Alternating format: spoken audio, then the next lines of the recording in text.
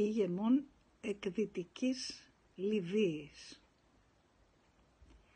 Άρεσε γενικώς στην Αλεξάνδρεια τις 10 μέρες που διέμεινεν αυτού ο ηγεμόν εκδυτικής Λιβύης Αριστομένης, υιός του Μενελάου. Ως το όνομά του και η περιβολή κοσμίως ελληνική.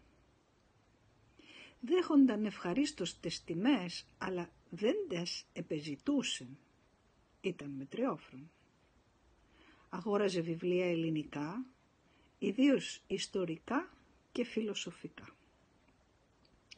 Προπάντων δε άνθρωπος λιγομίλητος.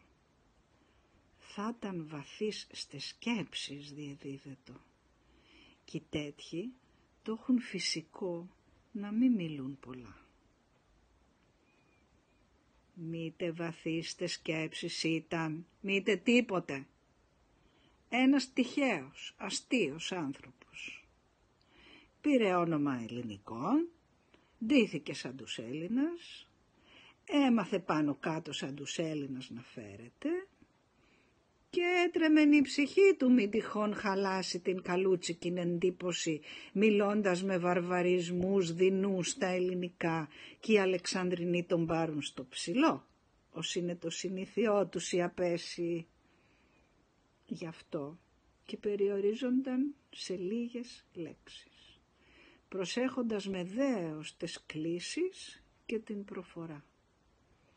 Και έπλητεν ούκο λίγον, έχοντας κουβέντες στιβαγμένες μέσα του.